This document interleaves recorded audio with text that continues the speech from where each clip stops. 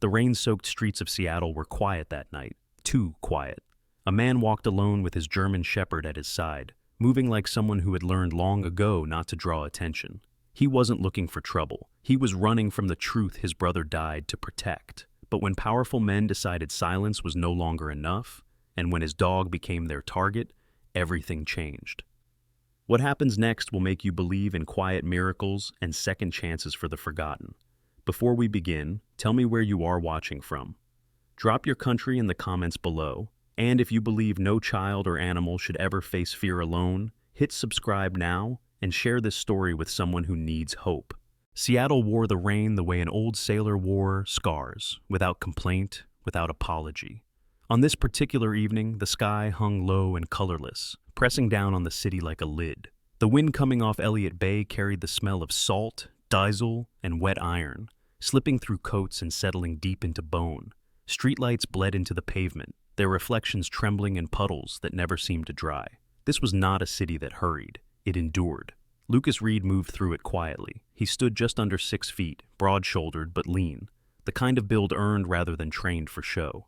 His dark brown hair was kept short, uneven at the edges, as if cut by his own hand and forgotten afterward. A beard shadowed his jaw, not thick, not styled, just enough to soften the sharp lines of a face carved by years of sun, wind, and fatigue. His eyes were a muted gray-blue, steady and observant. The eyes of a man who measured rooms instinctively and never turned his back fully to a door. People rarely looked at Lucas twice. He dressed plainly. A weathered canvas jacket, dark jeans, boots worn flat at the heel. Nothing about him announced danger, and that was intentional. At his left side sat Ranger. The German shepherd was large, heavier than average, with a thick sable coat darkened by rain. His muzzle was already showing hints of gray despite being only 8 years old, and one ear bore a slight notch near the tip, an old injury that never healed cleanly. Ranger's posture was what caught attention. He did not fidget. He did not pant. He sat with disciplined stillness, amber eyes scanning movement without urgency.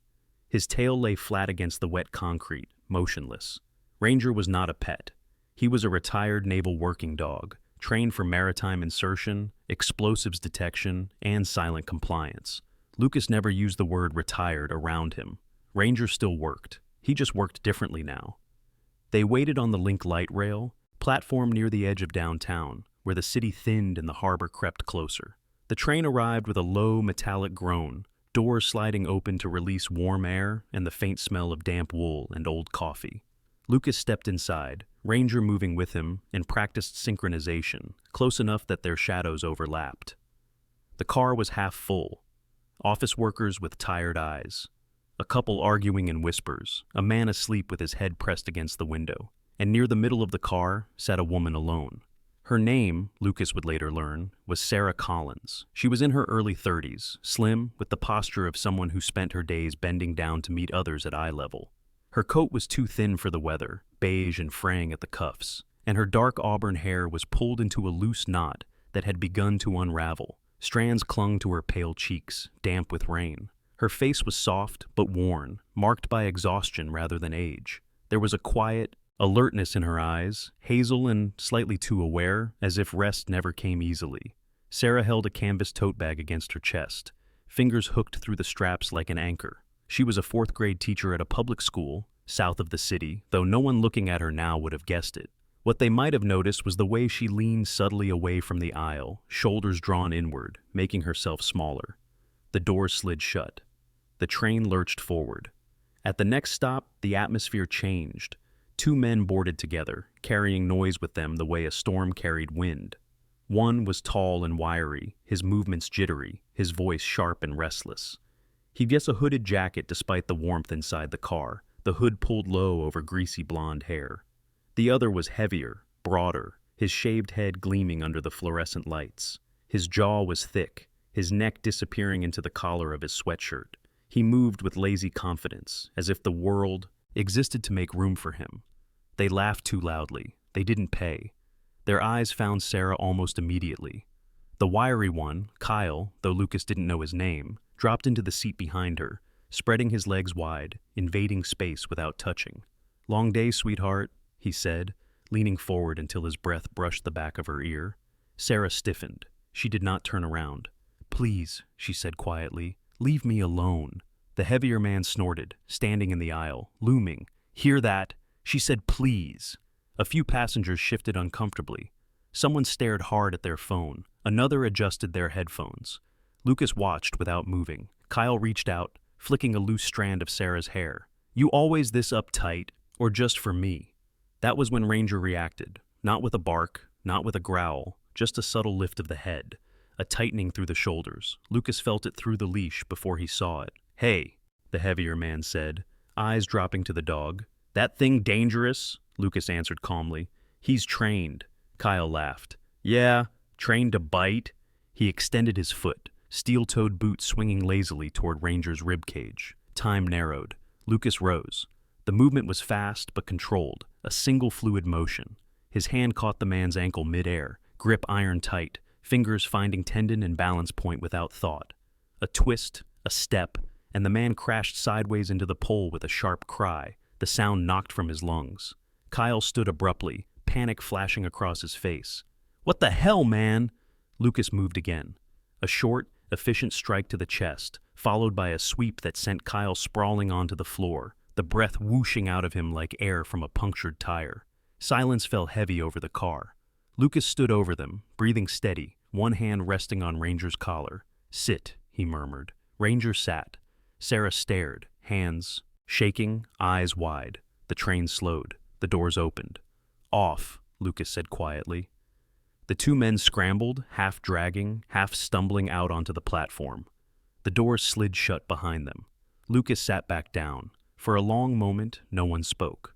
Sarah turned slightly in her seat, voice trembling. "Thank you," she said. Lucas nodded once. "You're safe." She studied him then, the worn jacket, the calm eyes, the dog pressed close to his leg. "You didn't have to do that." "I know," he replied. The train carried on into the rain, the city watching without comment. The rain followed Lucas Reed home. It clung to the streets and sidewalks, pooled along the curbs, slid down glass and steel with patient persistence. Seattle at night did not glitter the way other cities did. It reflected, light smeared across wet asphalt, neon signs trembling in shallow water, the harbor breathing in slow, black rhythms beyond the buildings. Lucas walked the final stretch along the marina without hurry, Ranger pacing at his side. The German Shepherd's gait was measured, nails clicking softly against the wooden planks of the dock. His coat was darker now, rain-soaked, the sable fur clinging close to muscle. He moved with the confidence of familiarity. This place smelled right to him. Salt, algae, diesel, old rope. Memory lived here. Lucas lived here too, though he rarely used the word home. The houseboat was moored at the far end of Dock E, half-shadowed beneath a flickering sodium lamp. It was older than most, its white paint yellowed and peeling, its windows, fogged from years of condensation and neglect. The name Driftwood was still visible along the stern, the letters cracked and uneven. It had belonged to Evan Reed. Lucas paused at the edge of the dock, keys heavy in his hand.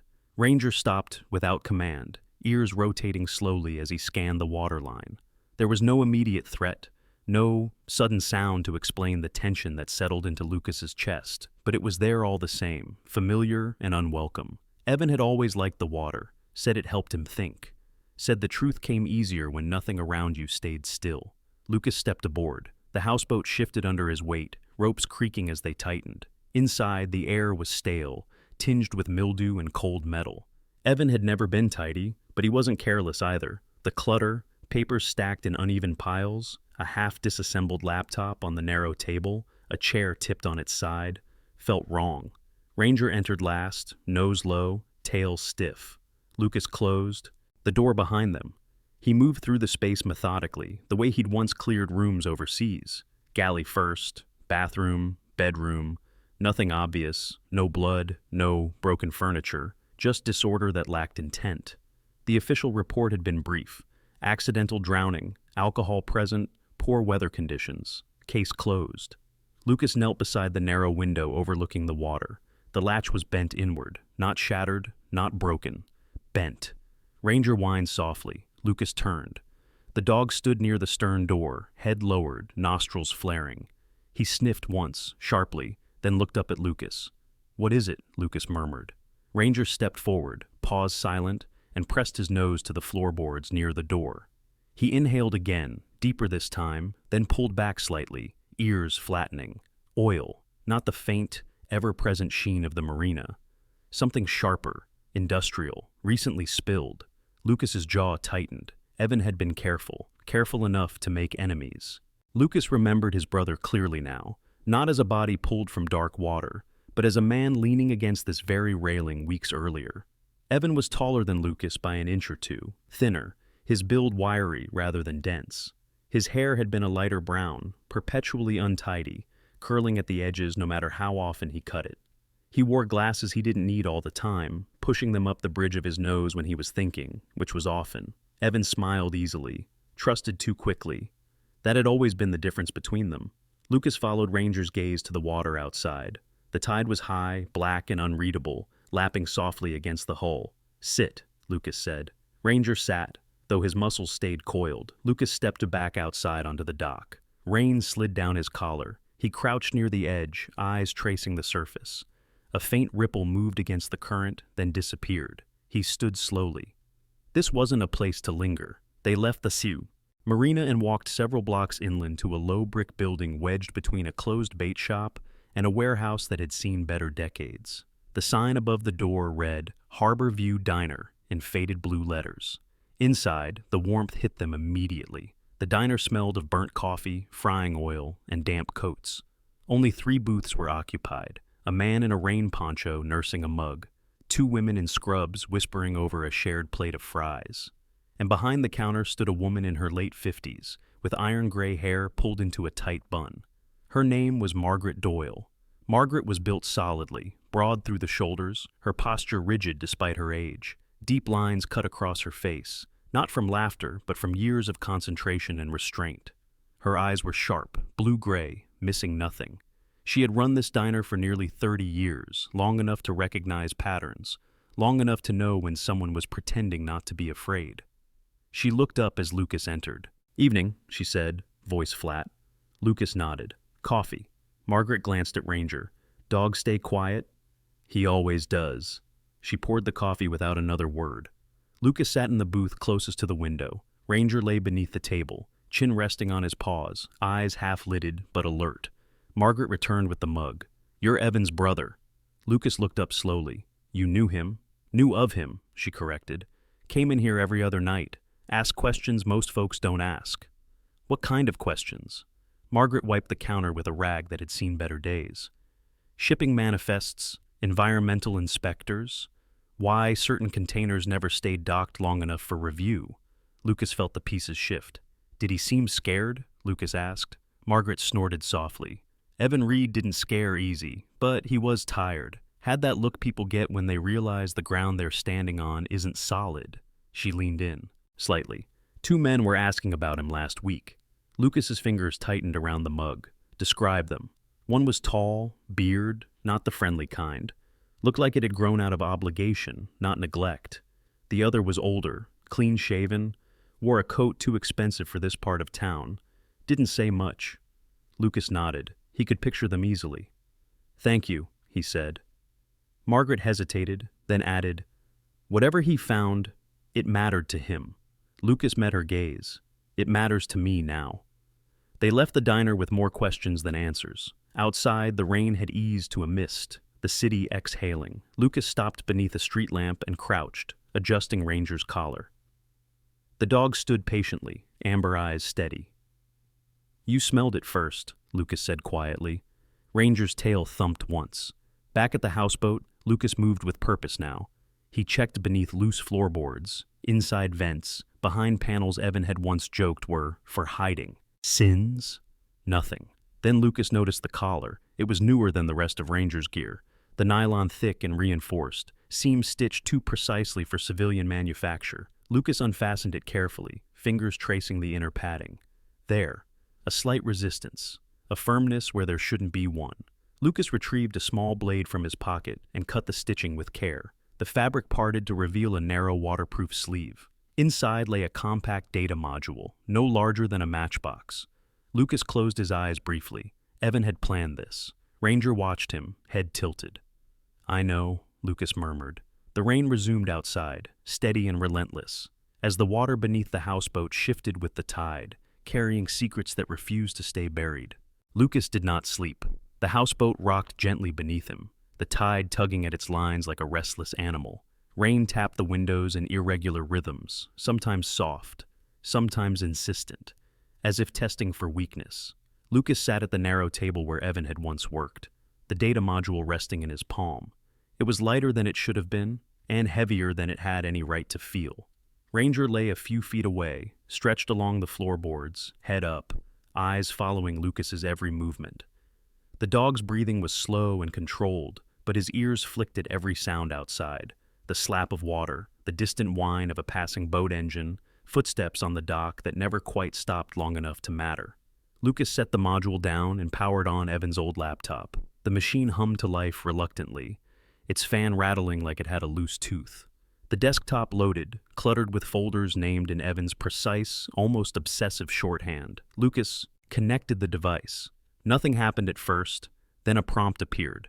Encryption required. Lucas exhaled through his nose. Of course it was. He tried Evan's birthday.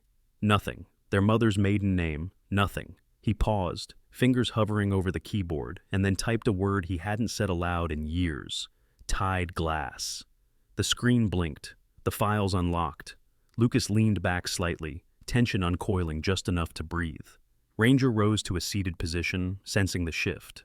On the screen, folders unfolded like a map, shipping logs, satellite images, environmental impact reports layered over port schedules, and beneath it all, a master directory labeled Project Tideline. Lucas opened it. What he found was not a single crime, but a system. A private maritime security firm operating under government contracts, tasked with port protection and environmental monitoring. On paper, they were clean. In practice, they rerouted containers, falsified inspections, and used protected waterways to move restricted hardware, drones, weapons components, surveillance tech, through civilian ports. Seattle was only one node. Evan had annotated everything: dates, names, questions in the margins. He had traced the pollution spikes along the coastline to specific shipments, tied shell companies to real people, followed money through charities that never reached their recipients. This wasn't journalism meant for a headline. It was a ledger of intent. Lucas's jaw tightened as he scrolled. A timestamp in the corner of one video caught his eye. 2 nights before Evan died. The footage showed a dockside meeting captured from a distance, grainy but clear enough. 3 men stood near a container crane. One of them Lucas recognized instantly, the tall one with the beard. Lucas froze the frame and zoomed in. The man's beard was dark and thick, trimmed short but uneven, as if he cut it himself and never checked the mirror. His face was angular, cheekbones sharp, eyes narrow and alert. He wore his jacket open despite the cold, posture relaxed but ready, the way soldiers stood when they wanted to look like civilians. The other man was older, clean-shaven, his hair silver at the temples, his coat immaculate. He stood with his hands clasped behind his back, observing rather than participating. Lucas closed the laptop slowly. Ranger stood. "Yeah," Lucas murmured. "I know." They couldn't stay here. By dawn, Lucas had packed what little he needed.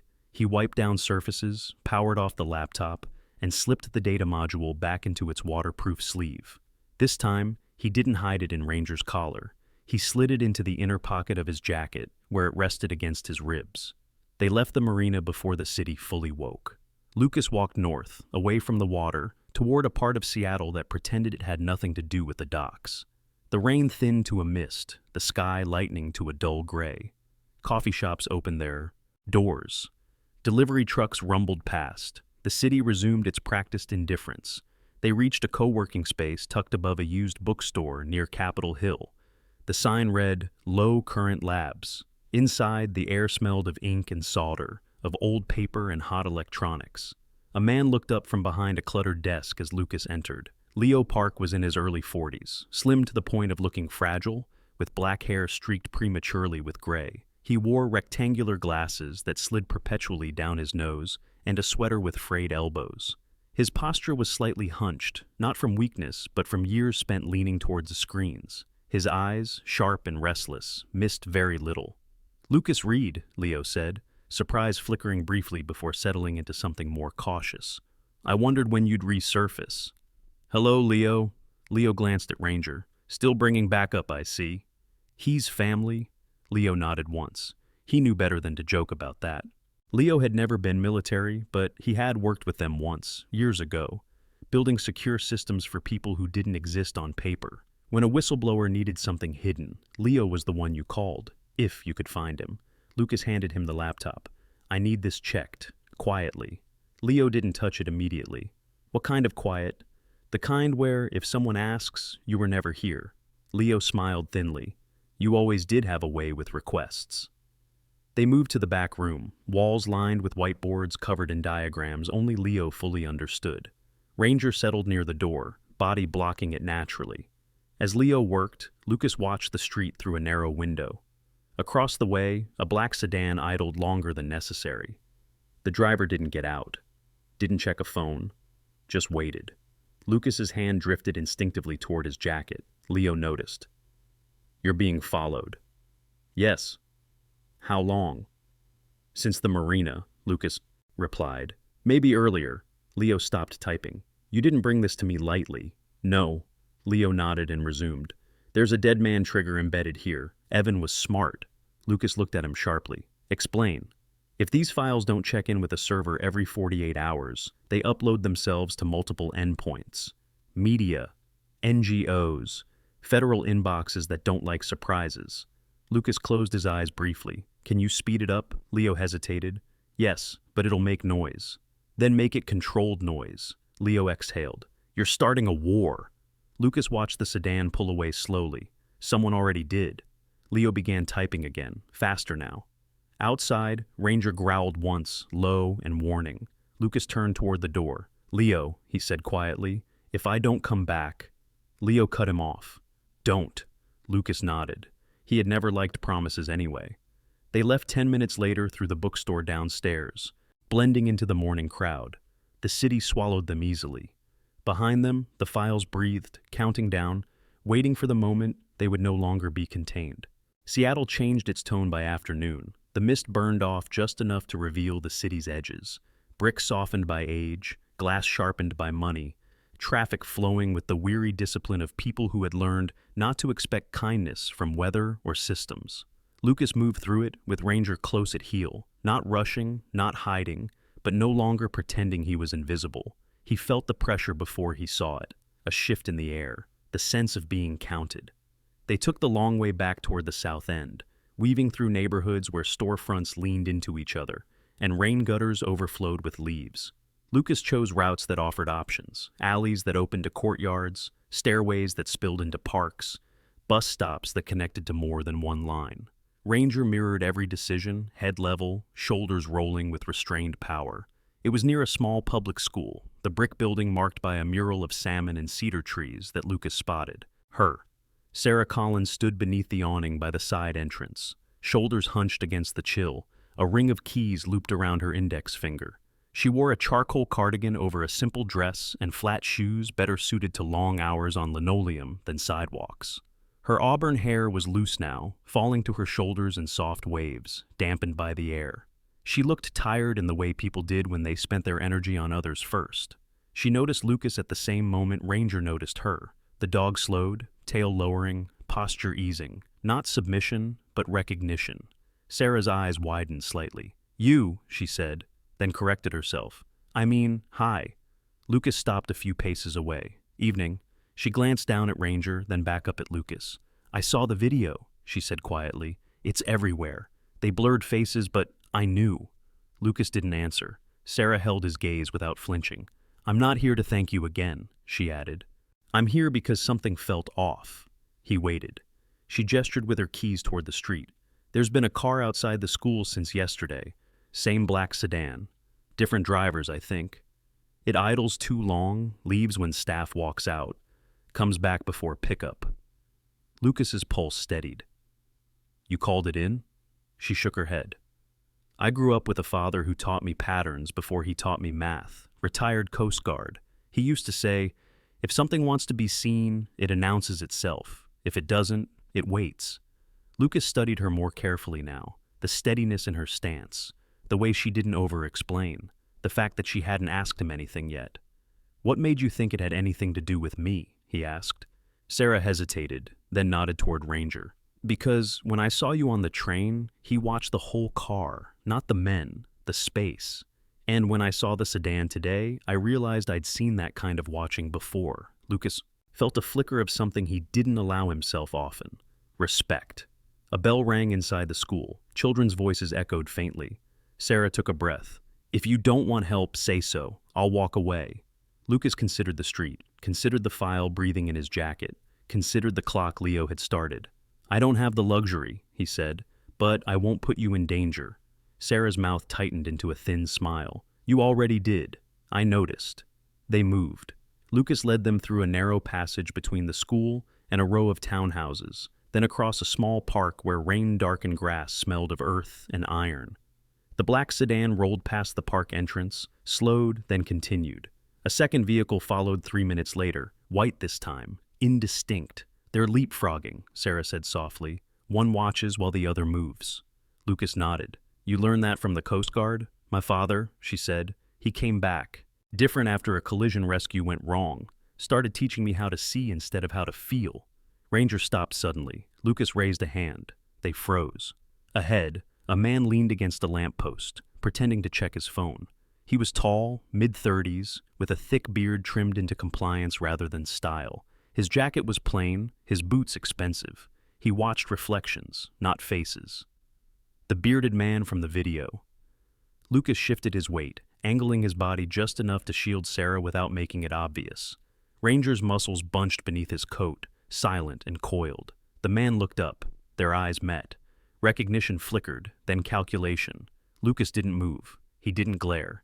He simply waited. The man pushed off the lamppost and walked past them, close enough that Lucas could smell mint and cold metal. Nice dog, he said without turning his head. Lucas replied evenly, He is. The man smiled without warmth. Be careful who you walk with. He kept going. Sarah exhaled only after the footsteps faded. That wasn't a coincidence. No, Lucas said. That was a message. They reached a neighborhood clinic housed in a converted church, the stonework softened by ivy. Inside, fluorescent lights hummed. The waiting room was empty except for a woman behind the desk scrolling on her phone.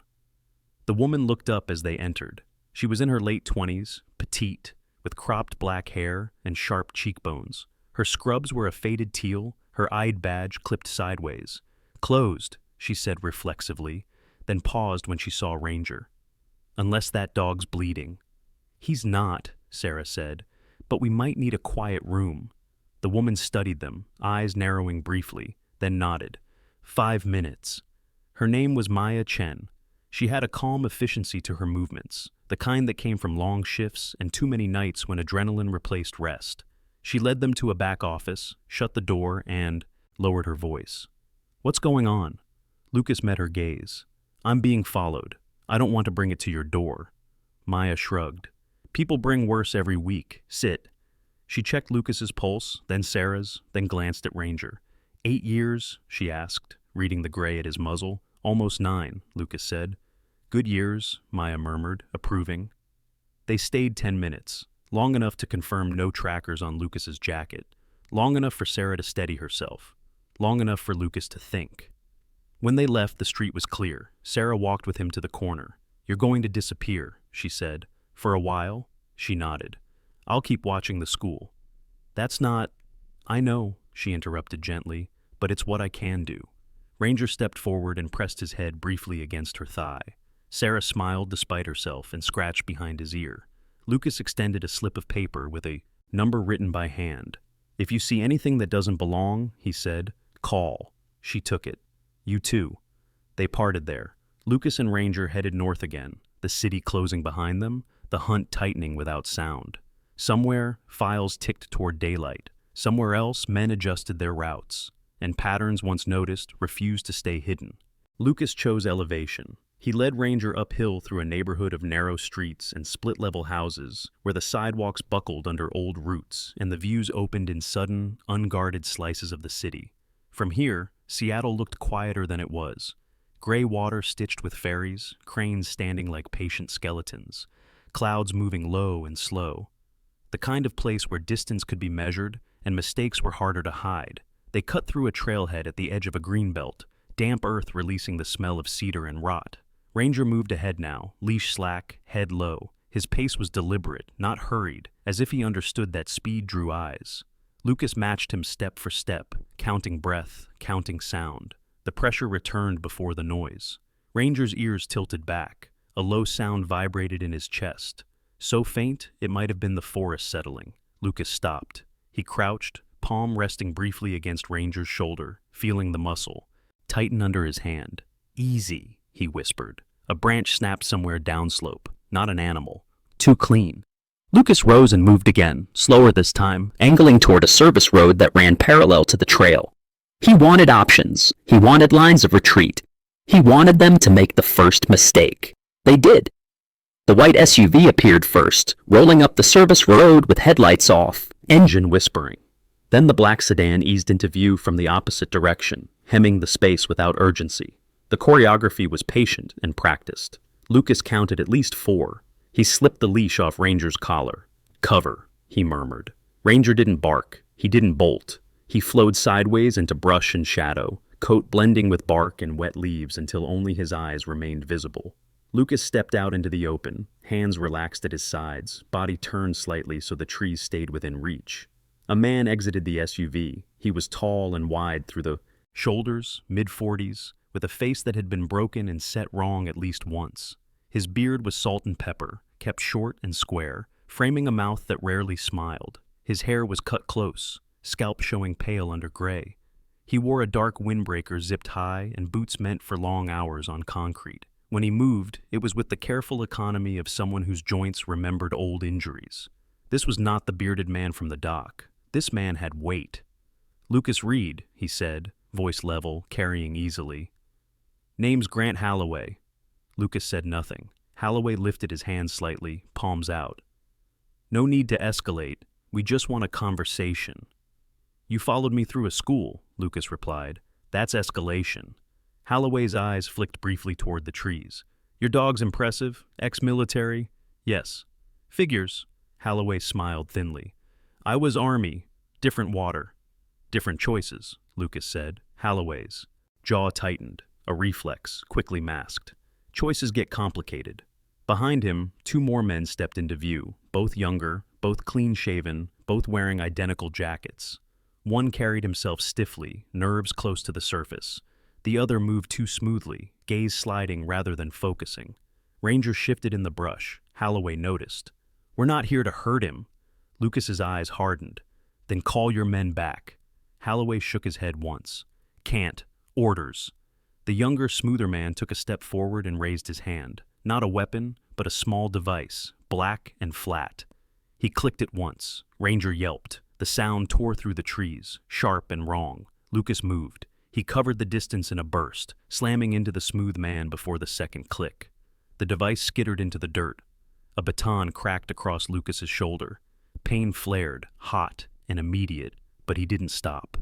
He drove his elbow up and felt cartilage give. The nervous man rushed him from the side. Lucas pivoted, grabbed cloth, redirected momentum, and sent him sprawling into brush. Holloway didn't join. He watched. Ranger burst from cover, teeth flashing, slamming into the man with the baton. The man screamed, falling backward, baton clattering away. Ranger's jaws found sleeve and held, weight dragging the man down, growl deep and feral. Holloway raised his voice. "Pull him off!" Lucas kicked the device into the trees and whistled sharply. "Ranger, release!" The dog released instantly and retreated to Lucas's side, chest heaving, eyes bright with pain and anger. A faint burn mark showed beneath his collar, the fur singed. Holloway exhaled slowly. "Collateral," he said. "Hate it." Lucas's hands shook once, then steadied. "You shocked my dog." Holloway met his stare. "You're carrying something that doesn't belong to you." "It belonged to my brother." Silence settled, heavy and brief. Holloway nodded. "Evan Reed. Didn't understand the scale. Neither do you." Lucas stepped bang toward the trees, keeping Ranger tight to his leg. "You're done here." Holloway's eyes flicked to the wounded men, to the darkening trail. He weighed cost. He always did. "Next time," he said, voice cooler now, "we won't test devices." Lucas didn't reply. The vehicles withdrew without haste. engines receding until the forest reclaimed its breath. Only then did Lucas kneel and check Ranger, fingers moving gently over the collar, the skin beneath warm and intact. "I know," he murmured. "I've got you." They didn't return to the trail. Lucas cut cross-country to a maintenance shed near the ridge, waited an hour, then descended into a neighborhood that smelled of bread and diesel. He found a small independent pet clinic tucked beside a laundromat, lights on despite the hour. Inside, an older man looked up from a stainless table. Dr. Samuel Ortiz was in his late 60s, stooped but sturdy, with a trimmed mustache and kind eyes set deep in a face lined by years of care and loss. He wore a faded coat embroidered with his name and the outline of a paw. "What happened?" Ortiz asked, already reaching for gloves. "Electrical shock," Lucas said. "Brief." Ortiz nodded, calm and precise. He examined Ranger with practiced hands, murmuring reassurances in Spanish, checking reflexes, heart, pupils. Ranger stood still, leaning subtly into Lucas's knee. "No lasting damage," Ortiz said finally, but he felt it. Lucas swallowed. "I know." Ortiz met his eyes. "You protect him, he protects you. That's the deal." They paid cash and left without names. Outside, Lucas stopped beneath a streetlight and adjusted Ranger's collar, removing it entirely. He tied the leash directly to a harness instead, not firm and simple. "No more shortcuts," he said quietly. Ranger licked his hand once. Somewhere across the city, files ticked closer to release. Somewhere else, Grant Holloway made a call and changed his tone. The leash had gone tight, and it would not loosen again. Lucas did not run. He changed direction. The city after midnight softened at the edges, its noise reduced to a low, mechanical breathing. Traffic lights ticking through empty cycles, ferries humming somewhere beyond sight, rain returning in a thin, patient veil. Lucas moved with Ranger along a service corridor that paralleled the old freight lines, where weeds split concrete and the smell of rust lingered like a memory. The leash was short now, not tight, not slack. Communication rather than restraint. He felt the shift in himself as clearly as he felt the weather. Being hunted demanded patience. Turning the hunt required intent. They reached an abandoned maintenance yard overlooking the water, a place Lucas remembered from years earlier when Evan had brought him here to show how the city hid its scars in plain sight. The yard sloped gently toward the bay, fenced but porous, its gate chained with a lock that hadn't kept anyone out in years. Lucas slipped inside and crouched behind. A stack of concrete culverts, the tide murmuring beyond. Ranger lay down at his signal, chin on paws, eyes steady. Lucas pulled the data module from his jacket and checked the time. Leo's controlled noise would start soon. That meant eyes would be pulled toward screens and away from shadows. It also meant pressure would spike. Holloway would not be patient much longer. Lucas dialed a number he had not used in years. It rang twice. "Lucas Reed," a woman said, voice calm and clipped. "If this is a mistake, hang up." "It's not," Lucas replied. "I need a boat." There was a pause, just long enough to measure consequences. Her name was Marisol Vega, early 40s, compact and athletic, with cropped black hair and a face set by wind rather than age. Her eyes were dark and assessing, the kind that learned to read water before people. She had once captained fast response craft for the Coast Guard, until a night rescue in heavy seas ended with a body she could not reach. After that, she left the service, not in disgrace but in silence, and built a quiet business moving things for people who needed discretion. "Where?" she asked. "West Passage, 30 minutes. Another pause. "You're not alone." "No." "And the dog?" "Non-negotiable." A faint exhale. "Dock 12, 15 minutes. Lucas ended the call. They moved quickly but without hurry, skirting cameras, using the cover of warehouses and tide tables Lucas had memorized long ago. Dock 12 was half-lit, its planks slick, the water black and restless. A low-profile aluminum boat idled alongside, engine barely whispering. Marisol stood at the helm. She wore a heavy jacket, collar turned up, gloves already wet. Her posture was loose but ready, feet planted wide for balance. She took in Lucas, then Ranger, then the city behind them. "You bring trouble," she said. "I bring truth," Lucas replied. She snorted. "Truth brings trouble." Ranger stepped aboard and settled immediately, weight-centered. Marisol raised an eyebrow. "Disciplined?" "He listens," Lucas said. "So do I." They cast off. The boat cut through the water cleanly, skimming past pilings and shadowed hulls. Seattle receded into a smear of lights, the shoreline breaking into darker shapes. Marisol kept them low and fast, using channels that didn't appear on tourist maps. "You're being watched," she said without looking back. "Yes." Anne followed. "Yes." She adjusted course slightly. "Then we'll give them something to follow." She killed the engine near a cluster of derelict barges and drifted. The night swallowed sound. Marisol slipped a thermal tarp over the bow to break the silhouette, then nodded toward the shore, an unremarkable stretch of rocks and scrub. 10 minutes, she said. "After that, I'm gone." Lucas nodded. He and Ranger slipped into the shallows and moved inland, water biting cold through boots. Ranger shook once, silently, then pressed on. They climbed to an overlook where the city's arterial road curved along the bay. From here, Lucas could see the traffic patterns, gaps, loops, the subtle tells of coordination. 2 vehicles passed in sequence, too regular to be chance. Lucas took out his phone and texted Leo a single word: now. Within seconds, his device vibrated with alerts, news pings, NGO releases, a cascade of documents hitting servers simultaneously. The files were breathing faster now. The response was immediate. Sirens rose from downtown. Phones lit up inside cars along the road below. The convoy stuttered, one vehicle slowing, then peeling off toward the city. Lucas watched the other continue alone. "Split," he murmured.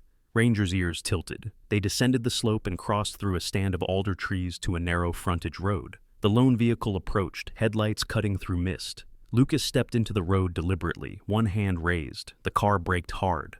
Grant Holloway got out. He looked different now, less composed, jaw set tighter, eyes sharper. The night had stripped away his patience. He took in Lucas's stance, Ranger's position, the quiet around them. "You made it public," Holloway said.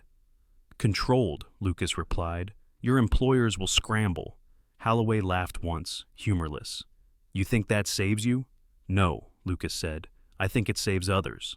Holloway glanced at Ranger. The dog stood still, harness dark against his coat, eyes locked. "You heard him," Lucas said softly. "That was your mistake."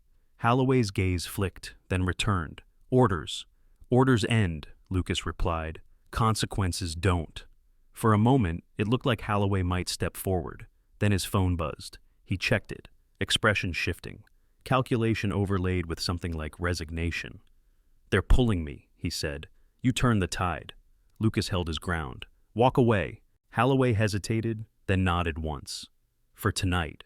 He got back into the car and drove off, taillights shrinking into the mist. Lucas waited until the sound was gone, then exhaled fully for the first time in hours. They returned to Dock 12. Marisol had the engine running. "You made noise," she said. "Enough," Lucas replied. She eyed the bay, then him. "This isn't over." "No," Lucas said, "but it's changed." She nodded and throttled up, carrying them back toward the city's edge. As they docked, Lucas felt the current shift beneath his feet. Not just water, but momentum. The files were out, the hunters were visible, and the leash, once used against him, now connected him to a path forward. He clipped Ranger's harness back on and turned inland, the city waiting. Seattle woke to consequences. By mid-morning, the city's rhythm had changed. News vans clustered like gulls along the waterfront. Helicopters traced slow, deliberate circles above the financial district. Screens in cafes and lobbies replayed the same phrases. Environmental violations, private security overreach, federal inquiry initiated. The files Lucas had released were no longer abstract. They had names now, addresses, paper trails that led upward. Lucas did not celebrate. He prepared. He and Ranger moved through the city's seams, service corridors, pedestrian bridges, parking structures that smelled of oil and old rain. Ranger's pace had recovered. The faint burn beneath his collar no longer slowed him.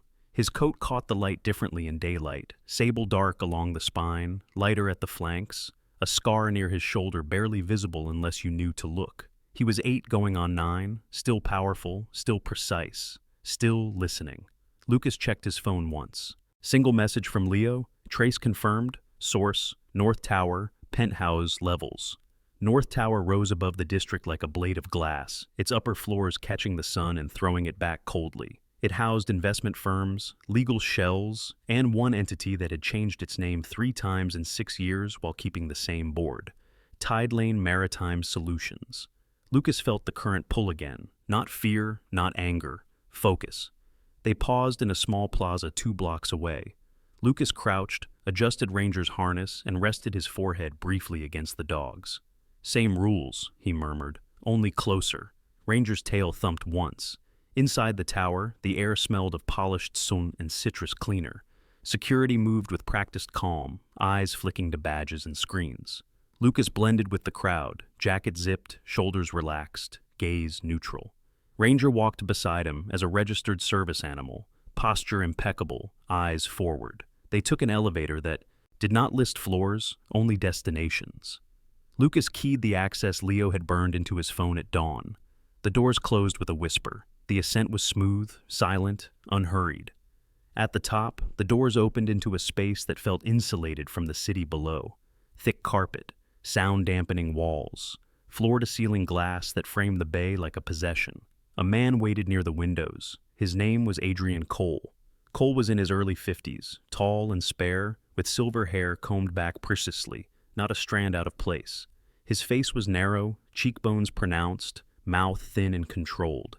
He wore a tailored charcoal suit that fit like armor and shoes polished to a mirror sheen. When he turned, his eyes were pale, almost colorless, and unblinking, eyes that measured outcomes rather than people. "Mr. Reed," Cole said, voice smooth, unhurried. "You've been inconvenient." Lucas stopped 10 feet away. Ranger sat at his side without command. "You killed my brother," Lucas replied. Cole's expression did not change. "Your brother made himself visible. He made himself honest." Cole smiled faintly. "Honesty is a luxury product." He gestured toward the glass. Below them, the water moved steadily, indifferent. "I built Tide Lane to solve problems quietly. Governments don't like noise. Markets like it less." "You poisoned the bay," Lucas said. "You moved restricted hardware through civilian ports." Cole nodded once, as if acknowledging a minor accounting error. "We stabilized trade routes, provided security where the state could not. You silenced journalists." Cole's smile faded, just a fraction. "We corrected volatility." Lucas felt Ranger's muscles tighten. He laid a hand on the harness, grounding both of them. "You're done," Lucas said. Cole glanced to the side. The door behind him opened. Grant Holloway entered, jacket off now, sleeves rolled, forearms corded with old muscle. His beard looked rougher in the daylight, the careful edges abandoned. His eyes flicked to Lucas, then to Ranger, then back to Cole. "They're moving faster than projected," Holloway said. "Subpoenas, warrants." Cole sighed. "Always the drama." Holloway's jaw tightened. "We should contain this." Cole's gaze sharpened. "Containment is not elimination, Grant." Lucas watched the exchange closely. The hierarchy was clear. The fracture was new. "You don't need him anymore," Lucas said to Holloway. "You never did." Holloway looked at him, something like exhaustion surfacing. "You think this ends cleanly?" "No," Lucas replied. "I think it ends." Cole raised a hand. "Enough." He turned to Lucas. "You want accountability? I'll give you a version that satisfies headlines." I step back. Assets freeze. The bay gets cleaned, quietly. Lucas shook his head. "You face charges." Cole laughed softly. "You misunderstand leverage." He tapped a control on the desk. Screens lit along the wall, feeds from around the city. One froze on a familiar brick building with a mural of salmon and cedar trees. Sarah's school. Lucas's breath slowed. His voice did not. "Turn it off." Cole studied him. "You're protective, predictable." Ranger growled, low, warning. Holloway shifted his weight. "Adrian," he said, "that's—" Cole cut him off. "This is insurance." Lucas took one step forward. "You cross that line, and nothing you built survives." Cole's eyes flicked to Ranger. "You'd attack in here?" "No," Lucas said. "I'd tell the truth faster." As if on cue, Lucas's phone vibrated. A message from Leo, then another. Then the room's screens changed. Feeds replaced by breaking news banners. "Federal raid underway. Multiple sites." Holloway stared. "You said a cascade." Lucas nodded. "Dead man wasn't just a switch, it was a schedule." Cole's composure cracked for the first time. "You think timing equals control?" "No," Lucas said. "I think witnesses do." The door burst open. Agents flooded the space, windbreakers, badges, voices cutting through the insulated calm. Cole stepped back, hands lifting, anger flashing cold and sharp. Holloway did not resist. He stood still, eyes on Lucas, something unreadable passing between them. As Cole was cuffed, he leaned close to Lucas. "You'll learn," he whispered. "The water remembers everything." Lucas met his gaze. So did dogs. Outside, the city exhaled. Sirens moved away. The bay caught the light again, no cleaner yet, but no longer ignored. Lucas and Ranger exited through a service corridor and descended the tower's spine, the adrenaline ebbing. At street level, Sarah waited across the plaza, coat pulled tight, eyes searching. When she saw them, her shoulders sagged with relief. "You okay?" she asked. Lucas nodded. "It's moving." Ranger trotted over and sat at her feet, tail sweeping the pavement. She knelt, pressing her forehead briefly to his. "Good boy," she murmured. Lucas looked up at the tower once more. The glass reflected the sky, nothing more. They walked away together, the current finally turning toward shore. Seattle learned how to breathe again in small increments. It began with quiet notices taped to marina bulletin boards, temporary closures for cleanup, advisories lifted one by one. Then came crews in orange vests skimming debris from the water, divers mapping the damage, scientists taking samples where no one had bothered to look before. The bay did not heal quickly, but it responded to attention. So did the people who lived along it. Lucas Reed stepped away from the noise.